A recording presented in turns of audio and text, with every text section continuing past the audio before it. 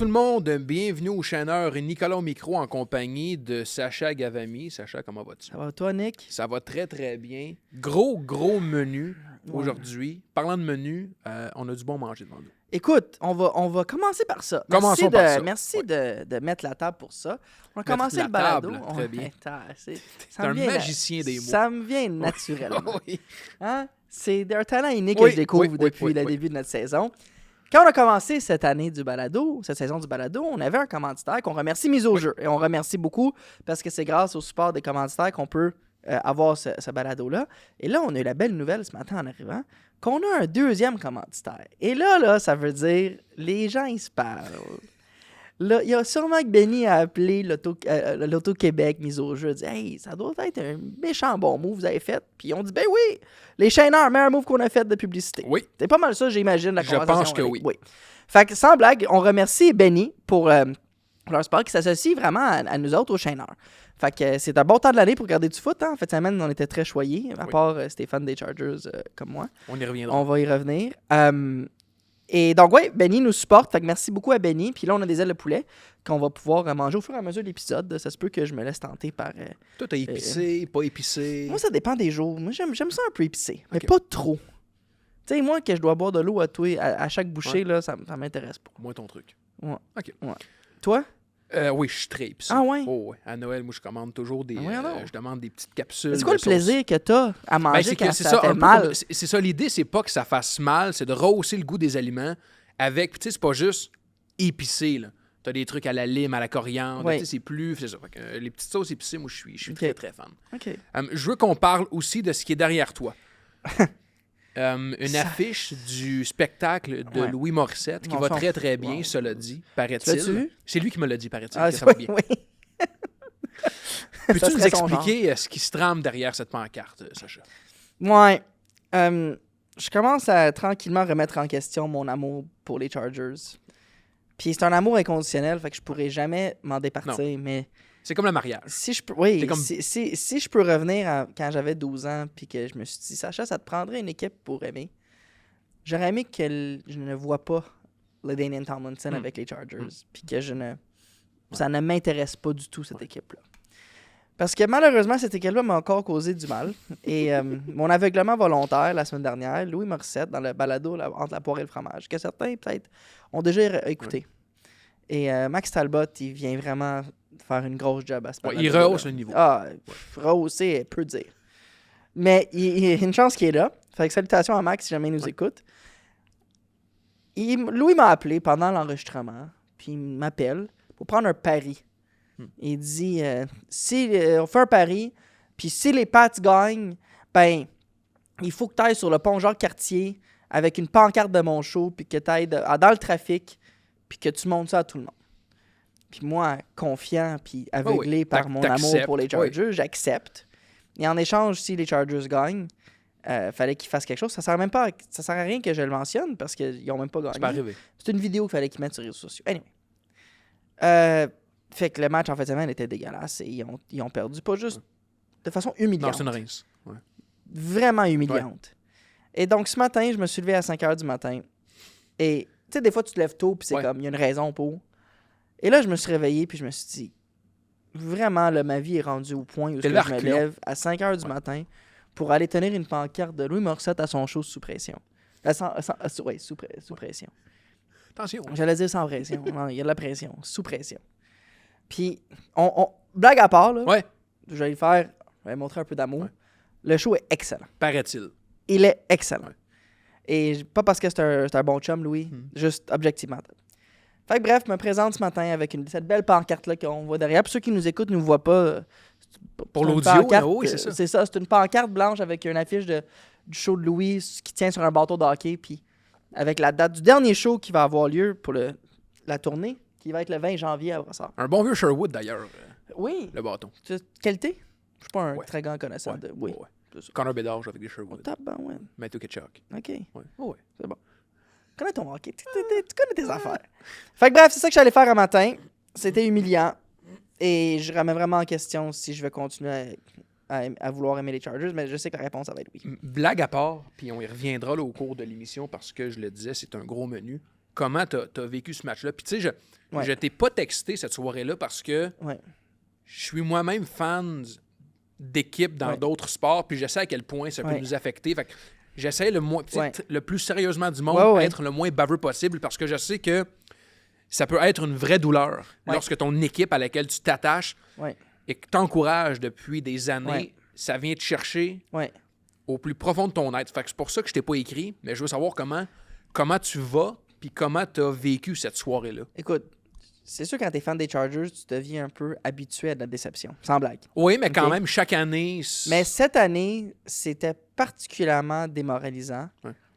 Parce que... Dans la manière, hein, surtout. C'était tellement un match gênant, pitoyable en offensive. La défensive a bien joué.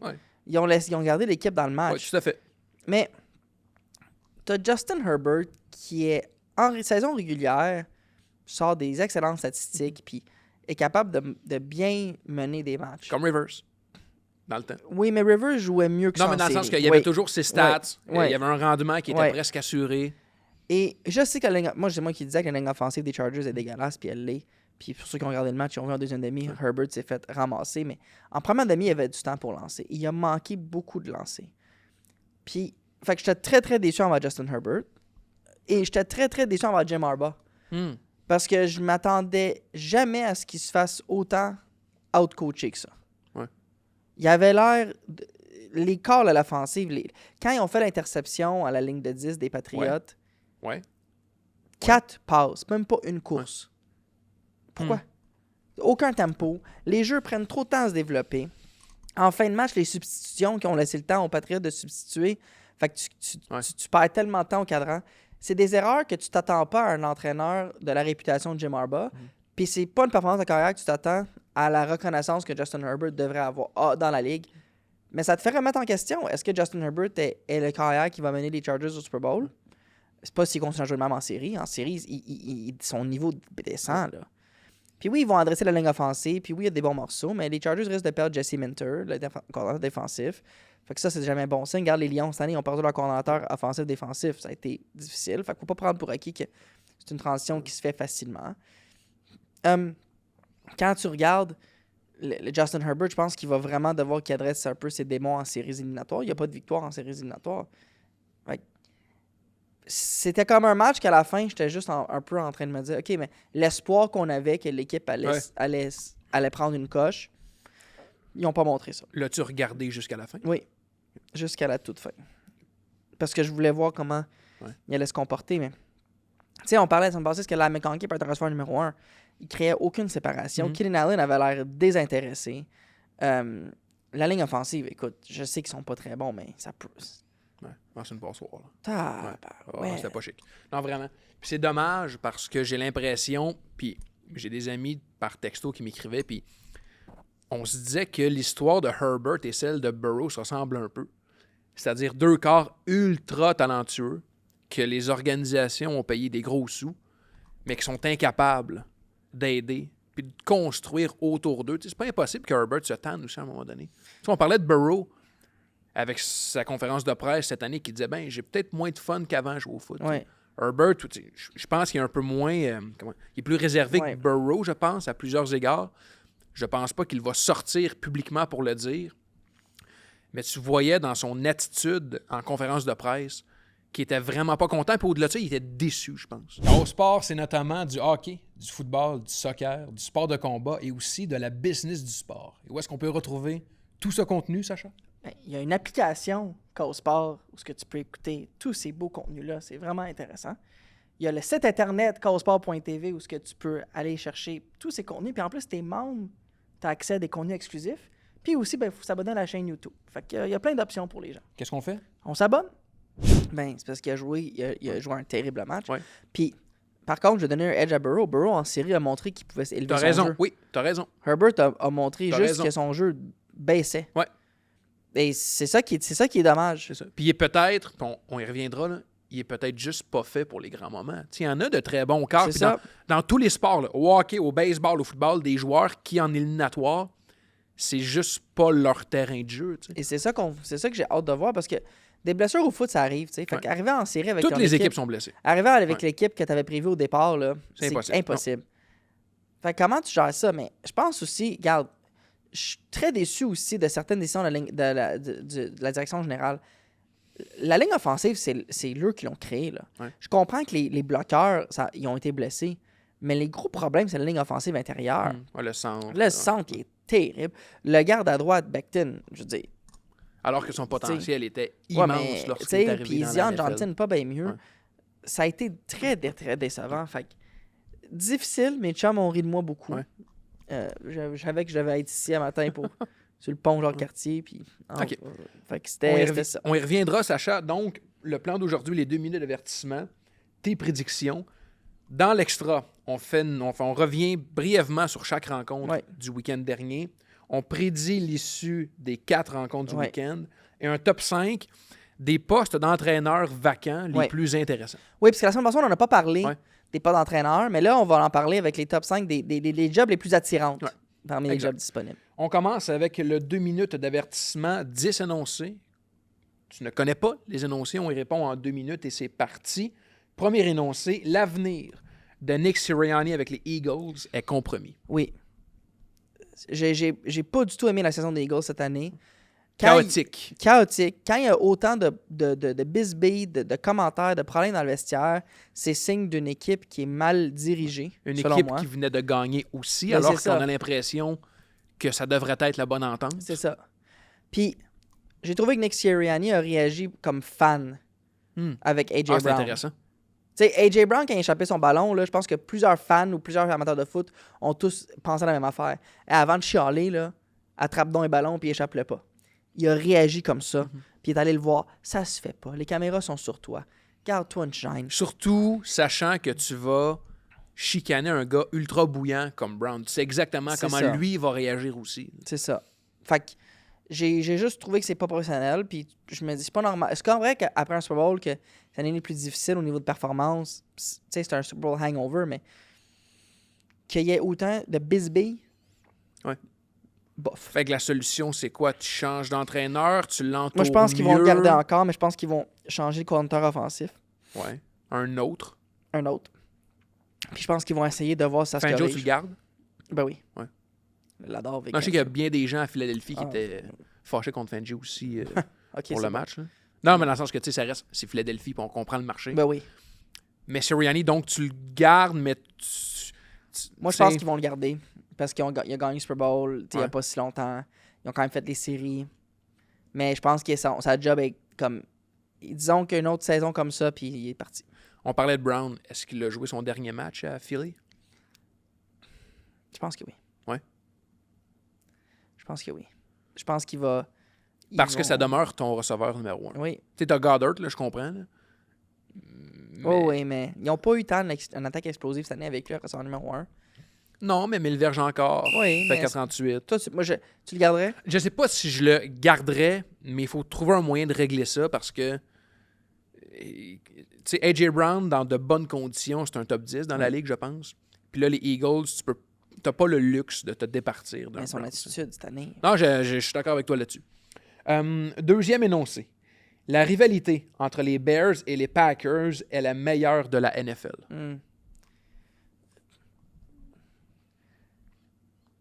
Tu penses à qui, mettons, instinctivement? Là?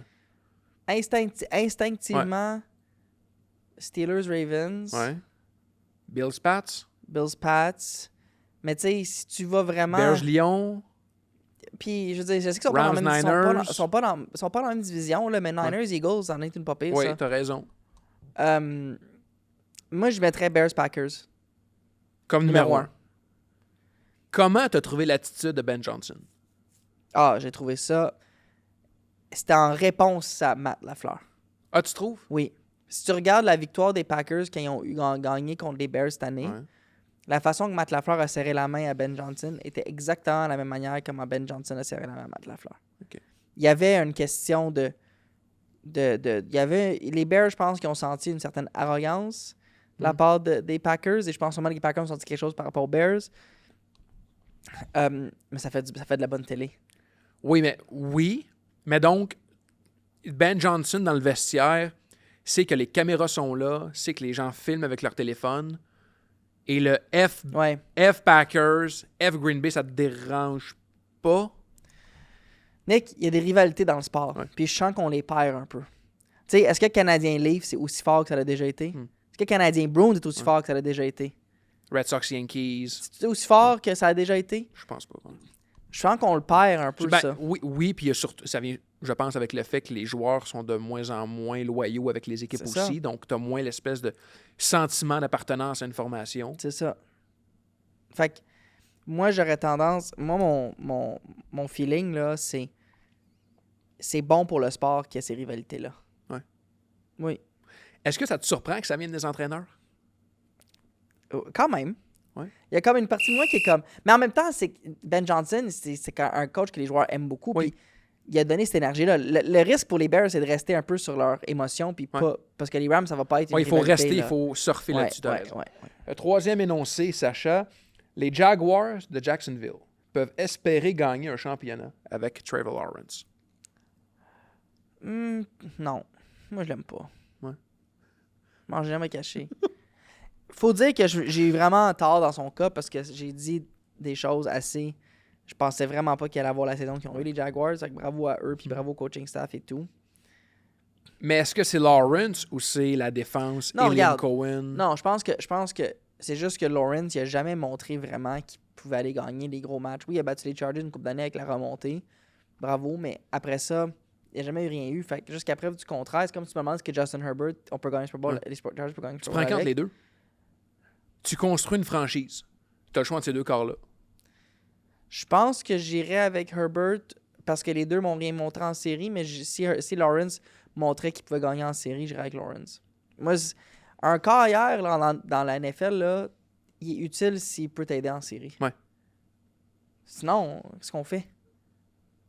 Mais tu l'as trouvé comment contre les Pats? Contre les Bills? Contre les Bills, excuse. Est-ce que c'est de sa faute à lui? Non, Aurait-il il a aimé joué un bon avoir match. plus? Il a joué un bon match.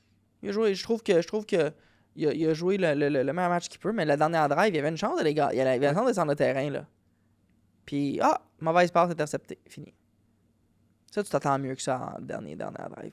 Quand t'es Liam Cohen, tu regardes l'état des choses, où l'équipe s'est rendue cette année, Ouais. les éléments que tu as, les choix repêchage que l'équipe a fait, t'es confiant de pouvoir répéter ça l'an prochain puis de voir une progression? Oui. Ou ce qu'on a vu des Jags présentement, c'est ce Non, qu'on moi, verra de je mieux? pense qu'ils sont sur une belle lancée. Je pense que c'est une équipe qui... j'étais impressionné de Liam Cohen. T'sais, quand il a pris la job à Jacksonville, j'étais un peu sceptique. Ouais, zéro charisme, zéro... Vraiment, moi aussi. C'est pas une personne que j'ai tendance à aimer quand je le regarde, là. Ouais, je comprends ce que tu veux dire. C'est pas un T'sais, Carl Shanahan, non. c'est pas un Sean Non. McVay, c'est pas Monsieur Assurance, Non, il Monsieur me tape un peu Confiance. ses nerfs quand je le regarde. Je pense qu'il y a beaucoup de gens aussi qui nous écoutent vont peut-être dire la même chose, mais force est d'admettre qu'il a vraiment transmis cette équipe-là. Mais tu sais, j'ajouterais juste un point. La défensive des Bills, là. Ouais. Et que ça volait pas haut. Ils ont gagné.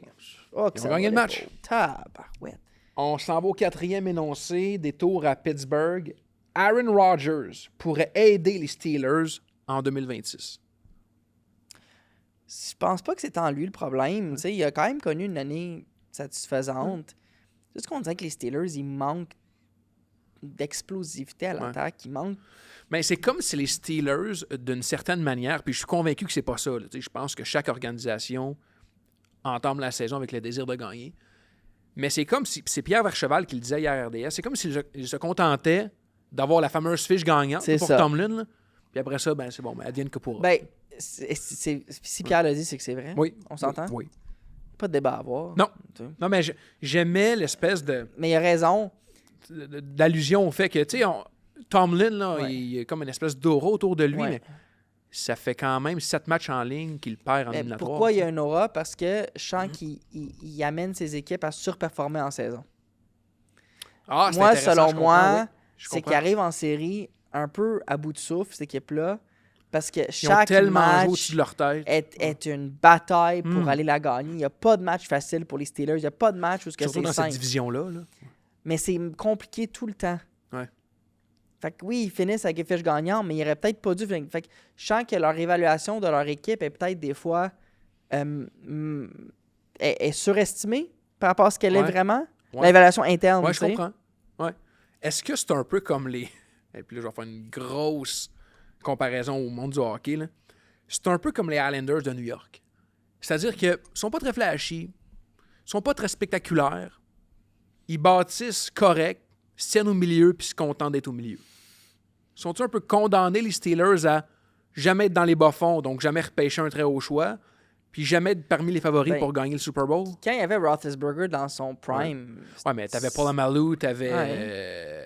Mais il faut que tu recrées ça. Anthony Brown. Il faut que tu recrées Bell. comme des jeux explosifs. Il faut que tu recrées... Ouais, mais comment?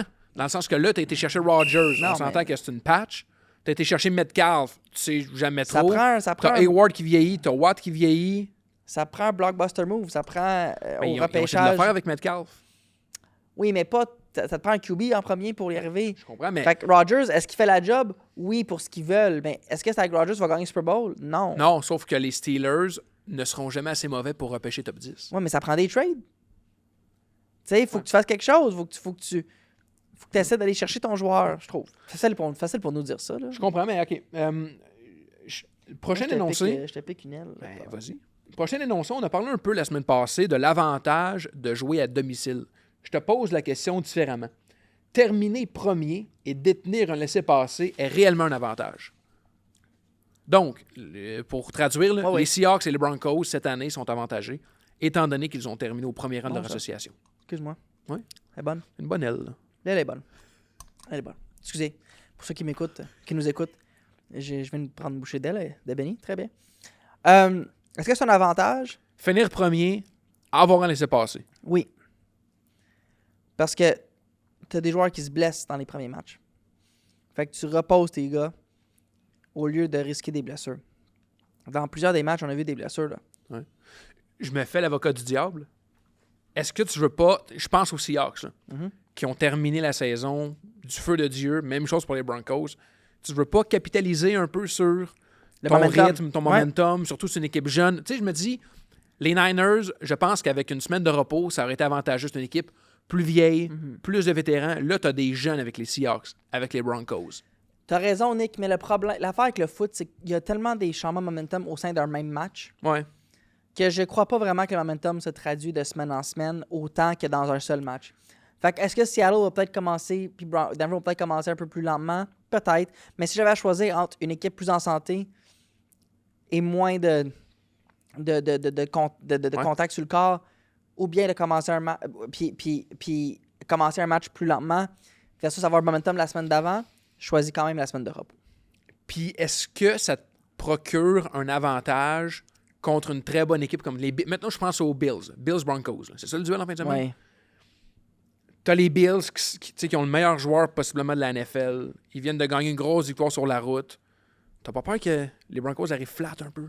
Ils vont peut-être commencer flat, mais un match de foot, c'est 60 minutes, puis la réalité, c'est que le momentum dans un match peut changer vite pour le mieux et pour le pire. Mais au moins, il arrive avec des gars plus reposés, plus en santé. Moi, je trouve que ça vaut de l'or, ça. Qui a les meilleures chances, les Broncos ou les Seahawks? On y reviendra, mais tu sais, ça, c'est les deux équipes. Qui a les meilleures chances de gagner? Ouais. Seahawks. Okay. Parce que San Francisco sont maganés. Ils sont très maganés. Là, on est rendu au 6e énoncé. 6, 7, 8, 9, ouais. Josh Allen, okay, attention là. Josh Allen est le corps le plus talentueux de l'histoire de la NFL. Je te parle pas du meilleur, je te parle pas du plus clutch. En termes de talent pur, est-ce que tu as déjà vu un quart arrière aussi talentueux que Josh Allen? Il peut lancer, il peut courir. Ben, j'allais dire, définis-tu talent comme complet? Mettons le plus complet? Complet. Tu crées un quart arrière dans un laboratoire. Là. Est-ce que le prototype parfait, c'est Josh Allen? Regarde, ben oui, parce que... Plus que Elway, plus que Marino, plus que Montana, plus que Brady, plus que Vic. Plus que Vic, parce que Vic lançait moins bien que lui. Non, mais tu comprends l'idée de ces surhommes. Plus que Brady, d'un point de vue complet, parce que Brady courait pas pantoute. C'est ça, en termes de talent pur. Ben, je veux dire, talent de Écoute, ça faufilade en fin de match. Incroyable. Que c'était supposé être une faufilade du quart d'une verge, puis ça finit en un presque touché de 10 verges. Là. Je sais pas combien de quarts dans l'histoire du football auraient été capables de survivre à ça. Puis t'as-tu le nombre de coups qu'il a pris durant le match? Sur son touché notamment, où il a failli se virer à la jambe. Que j'en vois un qui dit que Josh Allen ne se performe pas en série. Il y en a un. C'est totalement non fondé. Regardez ses stats en série, il performe à un très, très, très haut niveau. On parle d'un gars qui relève son niveau de jeu. Déjà que son niveau de jeu en saison est bon, lui, en playoff, il monte en tabarouette. Moi, je trouve que c'est le carrière le plus complet de l'histoire de la NFL. C'est le carrière où est-ce que il n'a pas encore gagné de Super Bowl, fait que les gens vont peut-être le mettre de côté. Puis oui, Elway peut être peut-être un comparable, mais dans le football d'aujourd'hui, où est-ce que les joueurs défensifs sont tellement rendus bons, puis athlétiques. Puis il y a les stats avancées, les vidéos. C'est que Josh Allen, il peut te faire mal de différentes façons, puis par la passe, il est excellent, par la course, il est excellent. Faut que tu couvres les deux. Puis je trouve que les différences... Tu sais, mettons, Lamar Jackson, je suis pas le plus gros fan parce que je trouve que quand il lance, ça laisse toujours un peu à désirer. Ouais. Mais Josh Allen, j'ai pas cette impression-là, ni quand il lance, ni quand il court. Surtout qu'il est pas tellement bien entouré, dans le sens où il n'y a pas ce que Jalen Hurts a, par exemple. Tu sais, je veux dire, Khalil Shakir, là, est-ce qu'il est dans le top 30 des meilleurs receveurs de la Ligue? Non. Oui. Bryce Young est le corps arrière de transition des Panthers de la Caroline. Non, c'est leur futur. Okay. Mon Dieu, t'étais prêt? C'est leur futur. Il a beaucoup progressé, Bryce Young. Mais tu penses qu'ils peuvent gagner un championnat avec Bryce Young? Tu penses que c'est pas le genre de corps, mettons, que tu peux dire, je te donne un contrat de 2-3 ans, 30 millions? Nick, il y a 32 équipes à la NFL, OK? Ouais. Y a-tu 32 carrières qui existent sur cette planète? Non, mais le but, c'est ça quand même. Oui, mais y en a-tu 32 qui existent sur cette planète qui peuvent être ton carrière qui t'amène au championnat comme un Josh Allen? Il y en a 5-6. C'est ça. Fait qu'à un moment donné, il faut que tu fasses avec ce qu'il y a. Fait que c'est bien... T'as raison de ton réflexe de dire, est-ce qu'un autre serait meilleur? J'ai pas de réflexe, moi je pose des questions, Sacha. T'as des réflexes. T'as un réflexe journalistique. C'est juste que je regardais Bryce Young en fin de semaine. Puis, tu sais, oui, la connexion avec McMillan, c'est extraordinaire. Tu sais, je pense qu'ils ont vraiment fait un bon choix en sélectionnant McMillan. Je regarde Young, il est petit, il ne bouge pas super bien, n'a pas un bras hyper canon, c'est pas Monsieur Puissance. Je pense pas que c'est un corps qui peut changer un match à lui seul. Donc, je me mettais dans la peau des Panthers qui ont changé leur personnel d'entraîneur aussi. Ils ont une volonté d'aller plus loin chez les Panthers. Est-ce que Young, c'est le joueur que tu vas avoir comme capitaine? C'est quand même un choix numéro 1. Puis je pense que, oui. Puis je pense qu'en ce moment, de cette QV-là, il est probablement le meilleur. Oh, attention. Là. T'as qui? T'as Stroud? Young, Stroud? Qui les autres? Je peux regarder. Tu peux divertir l'auditoire pendant ce temps-là. Moi, je Mais qu'est-ce que t'aimes de Young qui, pour toi, je trouve qu'il a progressé. Il a fait des bons lancers. Les Panthers, il était underdog de comme 14 points. Puis il fallait que Stafford monte le terrain à la fin pour le gagner, le match, là. C'est pas fait d'avance. C'est pas comme s'il s'est fait ramasser. J'aurais pris Bryce Young avant Justin Herbert, moi, en fin de semaine. Excuse-moi, répète ça. T'aurais pris qui à la place de qui? Bryce Young avant Justin Herbert en fin de semaine. Attention. Ben là, voyons donc, Nick. Il a fait 3 points. Ils ont fait 3 points. Bryce Young, CJ Stroud, Anthony Richardson, Will Levis. Ouais. Fait que... Ouais, sauf qu'on s'entend-tu que t'as arrêté parmi les QB, t'as arrêté sûrement top 3 aussi. CJ Stroud a gagné Rookie of the Year. Tu regardé jouer hier? Oui. Ben c'est ça. Fait qu'à un moment donné, c'est... Puis on s'entend que Houston a une équipe beaucoup meilleure que Caroline, techniquement, sur papier. Oui. Là. Voyons. T'as raison. Oui, t'as raison. Je sais pas si avec Stroud, il gagnait le match. Avec Young. Moi, honnêtement, je sais pas. Mettons, tu me dis, tu bâtis une équipe qui te choisit entre Stroud et Young, je sais pas. C'est Bryce Young, Nick. Ah, je sais pas. Je pense pas que c'est aussi tranchant que ça. Il est à Houston, il a la meilleure défensive de la ligue. Il y a un jeu de course qui a de l'allure. Il y a une O-line améliorée. Il y a Nico Collins. Young est plus précis. Il y a Higgins. Ouais. Il y a quand même des bons effectifs. Il faudrait que je tergiverse là-dessus, Sacha. Puis, il y a encore hier, tout perdu dans la pochette. Fâche pas. J'aime pas ça quand tu te fâches. Mais fâche. 8e énoncé. Je suis tanné. On s'en va à Chicago, dans la ville des vents, ville des gratte-ciels. Colston Loveland est le joueur le plus important des Bears après Caleb Williams.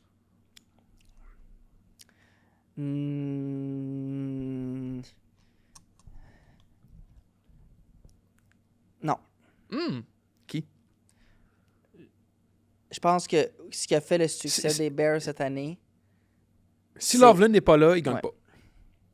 Je comprends, mais la ligne offensive des Bears, puis je sais que j'ai un client là-bas, mais c'est pas par rapport à Benedette nécessairement, c'est l'ensemble de l'œuvre. L'unité. Là. L'unité. La transformation d'année passée, cette année, elle est phénoménale. Oui. C'est un bon travail de directeur général. Phénoménal. Puis le fait qu'ils ont été capables d'aller chercher autant de succès cette année, c'est parce qu'ils courent beaucoup mieux le ballon. Caleb a plus de temps pour lancer. Et je pense que cette unité-là est essentielle à leur succès. Si tu me demandes un seul joueur, là, Mettons le trophée de la Coupe Molson aux Canadiens chaque mois, là, tu le donnes à qui pour les Bears? À part Williams, parce qu'il a été je sensationnel. pense que ça serait serré entre Loveland et Tooney. Ah ouais. Hey, Joe Tooney, il est pas juste Oui, un peu bon, là. Je sais. Il C'est un est leader, 4 bagues. phénoménal. Oui. Puis il rend le left tackle meilleur, il rend le centre meilleur, il rend la confiance dans le carrière meilleur. Puis il faut que Caleb Williams ait confiance dans sa ligne offensive pour avoir du succès. Fait que j'ai la misère à dire que c'est juste les gens qui attrapent le ballon ou qui touchent au ballon. Je comprends ton point, puis je suis aussi habituellement dans cette école de pensée-là. Mais on l'a vu dans le match contre les Packers. Si Loveland n'est pas là, puis c'est pas lui qui fait les attraper en 3e, 4e essai, il n'y a pas de match. Puis je veux pas non plus baser ma réflexion sur un seul match. Ouais. Puis on a vu sa progression au cours de la saison, ça a été extraordinaire. Ouais. Même moi, lorsqu'ils l'ont repêché, je me dis, tu préfères Loveland à Warren? Vraiment, pour tout ce qu'il peut apporter, Warren. Puis Warren est très bon, là. Mais Loveland, plus ça va, plus... Je ne sais pas à quel point ses qualités de bloqueur vont faire de lui un des très, très bons alliés rapprochés, mais en termes d'attraper le ballon dans les moments clés. Si lui, je l'adore. Si lui, Williams, développe une connexion, là. Oui. Mais ton point est intéressant, puis c'est vrai que la ligne l'a beaucoup sauvé, parce qu'on voit juste l'an passé, avec la différence avec l'an passé, c'est ces deux équipes-là. Mike McDaniel se trouvera un poste de coordonnateur et non d'entraîneur-chef dans la NFL. Oui. Coordonnateur, oui. Ouais. Entraîneur, il ne faut pas. C'est fini? Il a eu sa chance, comme un peu Matt Patricia. Moi, je ne l'ai jamais aimé comme entraîneur-chef. Je trouvais qu'il... Mais une fiche positive. Il était loadé, les Dolphins, là, sur papier. Tua, pas bon. Tua, finalement, les gens comprennent que... Ils ont compris, Dolphins, que c'était pas lui l'avenir. Mais comme coordonnateur, l'attaque a été bon avec les Niners, puis... Je pense qu'il pourrait se trouver un job comme ça, oui. Lui veut... Est-ce qu'il veut ça? T'sais, est-ce qu'il va faire sa tête de mule puis dire non, moi je veux un poste d'entraîneur-chef jusqu'à ce que finalement les 7 postes vacants je pense qu'il va attendre de voir ce qui va arriver puis il va avoir un bon petit feeling éventuellement. Mais tu sais, est-ce qu'une équipe se laisserait tenter par ses connaissances offensives puis dire regarde, on a besoin d'un coach offensif? C'est ça le point. Supposons que là, t'es, je sais pas, les Falcons, là. T'as Bijan Robinson, t'as Pitts, t'as London, t'as Penix et Cousins. Il y a quand même, tu sais, je veux dire, puis McDaniel a quand même bien parti avec les Dolphins. Tu sais, je me rappelle, il y avait beaucoup d'articles, notamment, je me rappelle d'une une du Sports Illustrated qui disait comme quoi McDaniel avait transformé le vestiaire, puis que c'est un coach que les joueurs aimaient, il a amené une culture. Tu penses pas qu'il pourrait avoir il y a tellement... Combien d'entraîneurs ont eu 1000 vies dans la NFL? Je sais, mais je trouvais qu'il gérait ça tout croche. Il m'inspirait pas confiance. Les Dolphins n'ont pas été une équipe très bien structurée. Il aurait dû se rendre beaucoup plus loin que ce C'est ça, c'est pas le GM? C'est pas le directeur général qui est à blâmer plus que le coach? Le directeur général, à un moment, il choisit les joueurs que le coach il veut. Là. Normalement. Ouais. Normalement, c'était en symbiose. Ils travaillent ensemble. Ouais. Un peu comme toi puis moi, on travaille ensemble. Un peu comme toi puis moi. Symbiose. Imagine si c'était aussi tout croche que ça. Imagine. Ah, ça serait-tu mais tu vois, puis là, je change de sujet, mais t'as-tu vu les conditions de Harbaugh pour l'équipe qui va Non. T'as pas John? Vu? Ouais. L'ancien coach des Ravens. Il veut 20 millions de salaire, 10 millions pour le staff, veut choisir le DG de l'équipe. Je le comprends. Ouais, quand même. Y a-tu un DG qui arriverait avec plus de crédibilité que John Harbaugh? Je parle pas comme DG. Je parle, mettons, dans le rapport de force, là. Ouais. Ça dépend où il atterrit, j'imagine. Tu sais, c'est quand même pas un DG... Tu sais, on parle pas d'un DG qui va arriver là avec 25 ans d'expérience comme DG. Tu sais, ça va être relativement un nouveau qui arrive. T'as John Harbaugh comme coach. Je pense que c'est important qu'il ait son mot à dire, le Harbaugh, là-dessus. Okay. Je n'ai pas entendu le sifflet, mais j'imagine que ça fait... bon. Hey. Je suis rendu tellement habitué. La nuit, je me réveille aux 2 minutes. Oui. Avec un sifflet. Dernier énoncé, on s'en va dans le college football, Sacha. On parlera de l'édition 2025 d'Indiana comme on parle de l'édition 2019 de LSU. Ah oui. Ah ouais? Moi, je vais lancer quelque chose. Vas-y. En partant, Indiana ou Miami? Ben là, je veux dire, j'embarque dans le bateau, là, Indiana. OK. D'ailleurs, shout-out Mathieu Betts. Oui. Bien vu. Shout-out Mathieu Betts, qui m'a texté en fin de semaine Ouais. pour me dire bonjour, mais surtout pour me rappeler Pas que... bonne année, non, pas... non, ben oui, mais on s'est texté ça avant. Mais surtout pour me rappeler que à ce podcast, dans cette chaise, Oui, dans cette chaise. on lui avait demandé c'est qui ton joueur défensif préféré. Il avait dit Cooper DeJean, Ouais. qui est devenu First Team All-Pro. Qui a été excellent, oui. Et on a dit qui t'aime mieux dans le Big Ten, puis il a dit Indiana. En milieu de saison, Oui, à peu près. oui, avant que ça soit cool de Ouais. dire Indiana. Oui, c'est ça, exact. Ouais, Il avait raison. chapeau à Mathieu Betts. Fait qui fait que son foot. si jamais je perds ma job, embauchez Mathieu Betts. Mais, penses? donc, Indiana, pourquoi? Parce que, tu sais, je vois beaucoup, puis tu sais, moi, je suis un gros fan de Joe Burrow, surtout dans cette époque-là. Puis j'ai appris à aimer le SEC en voyant 2019 LSU avec Burrow, Jefferson, Chase, Queen, Coach O. Pour moi, c'était l'équipe parfaite, là. Et là, je vois les comparaisons avec Indiana 25. Et Ça sera, tu pourras plus jamais comparer ce genre d'équipe-là, je pense, à cause des nouveaux règlements, le transfer portal et tout. Tellement avoir de volatilité. Mais ce qui en ressort, je pense que c'est là où la ressemblance est. La prestance que Fernando Mendoza a, c'est très similaire à ce que Joe Burrow avait à LSU. Ouais. Puis Coach O, puis c'est pas le même style que Coach Cignetti, mais Cignetti, il amène une prestance, il amène une aura. Fait qu'il y a des ressemblances, mais Tu sais, je veux dire, il y a combien de choix de premier tour qui viennent Hey. de 2019 LSU, là? il y a 2 ans, il était comme bas fond de classement Indiana. Là. C'est ça. Oui, tout à fait. Ben, avant que Burrow arrive à LSU, c'était pas tout à fait ça. Non. Là. Il a comme réorganisé l'offensive à sa Ouais. manière aussi. Mais donc, toi, tu penses que ça joue dans les mêmes eaux? Tu sais, que Alabama 2020, Oui. que Hey, les Gators avec Tim C'était Tebow. après, quand on dominé Oregon, j'ai eu l'air d'un vrai tata pour mes prédictions. C'est vrai que ça a mal college. vieilli. Ça a mal vieilli, mais au college, c'est ça qui arrive. Parenthèse, Oregon, quel frime. Terrible. Dante Moore, je ne sais pas à quel point il a perdu des plumes pour le Hey. repêchage. C'était pas chic. T'sais, est-ce que c'est Indiana qui a surjoué ou Oregon qui a mal joué? Il y a peut-être un... Mais je pense que La vérité, peut-être quelque part entre les deux, mais- Indiana est très fort. Sacha, je te laisse ton segment prédiction. Prédiction mise au jeu. Merci encore à Mise au jeu de nous supporter dans le balado. J'y vais avec mon premier match.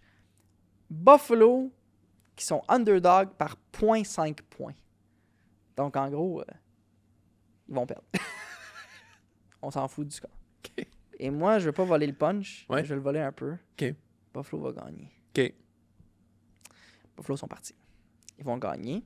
Puis après ça, on a San Francisco underdog de 7,5 contre C'est Seattle. beaucoup. C'est beaucoup. Ça sera pas autant que ça. Fait que San Francisco plus 7,5 contre Seattle. Puis Buffalo plus 0,5 contre Denver. Merveilleux. Merci, Sacha. Donc, c'est ce qui met fin à ce premier segment, première moitié de l'émission. Oui. Pour ceux et celles qui veulent poursuivre l'aventure avec nous, on se voit de l'autre côté dans l'extra. Absolument. Puis je veux juste souligner, on lit vos commentaires. Merci beaucoup pour les commentaires Oui. qu'on voit sur l'application et sur les différentes plateformes. YouTube. Absolument. Puis si vous en avez Skype. d'autres, gênez-vous pas. Oui. Nicolas, son numéro de sel, c'est le nom. Oui, c'est ça.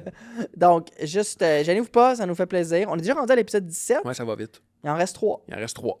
Fait que ça va vite. Fait qu'il faut en profiter pendant que on peut encore en faire. Tout à fait. Fait que c'est ça. Fait que c'est pour ceux qui veulent continuer, ben on se voit dans le prochain univers, comme dirait Nick.